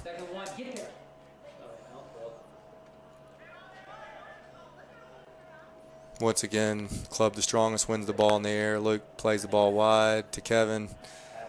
Kevin's immediately mugged. And I say mugged, that's probably not a fair statement to say. He's immediately put under pressure. There's a different level of intensity coming out of Club the Strongest right now. Obviously, in the dying minutes of the game, they're getting after every ball.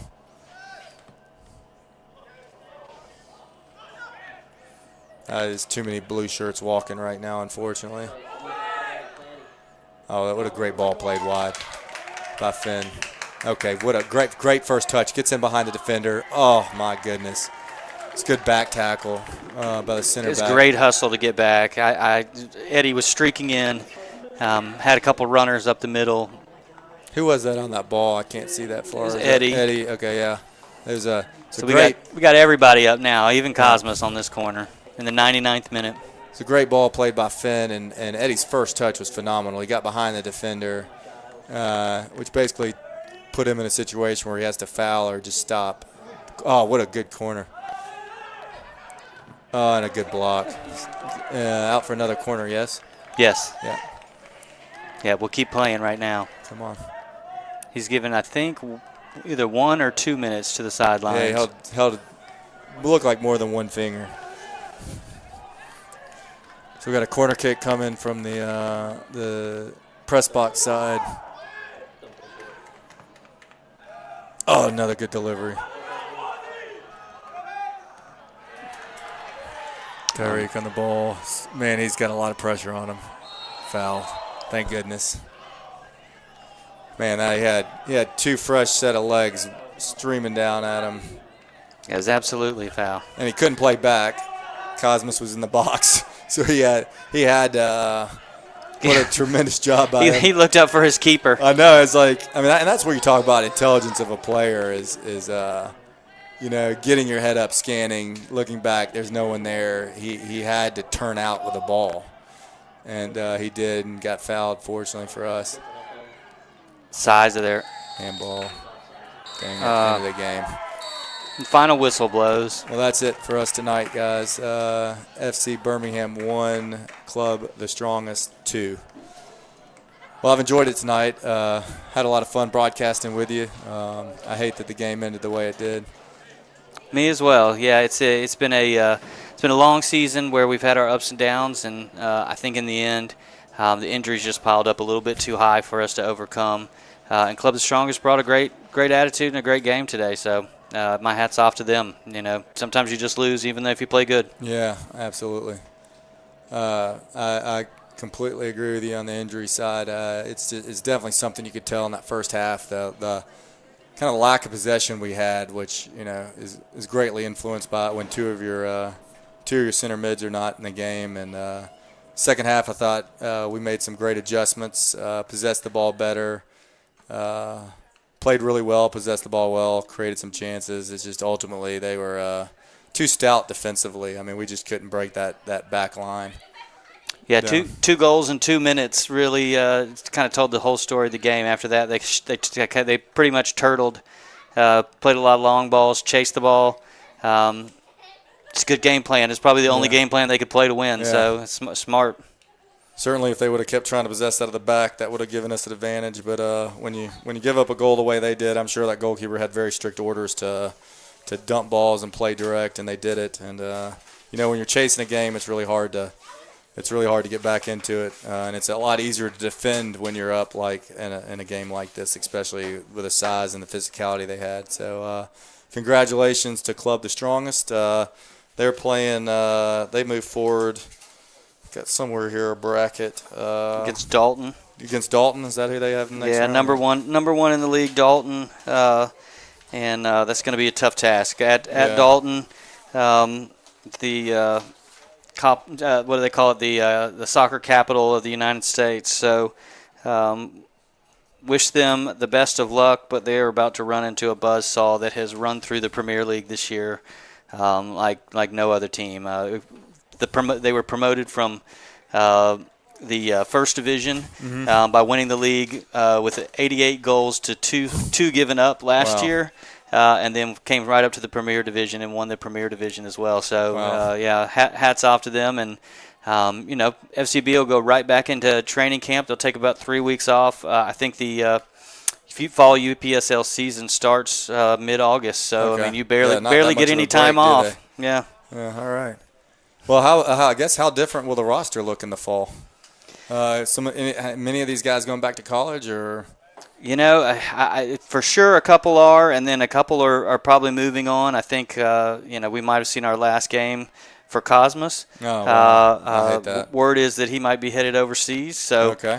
we wish good for him. Absolutely. Yeah, we wish him the best of luck if that is the case. But if not, we will welcome him back with open arms, as he's been a big contributor. But thank you so much for calling the game with us tonight. Yeah, We've really enjoyed it, and we'll do it again all next year in the fall. Yes, sir. All right, thanks everybody.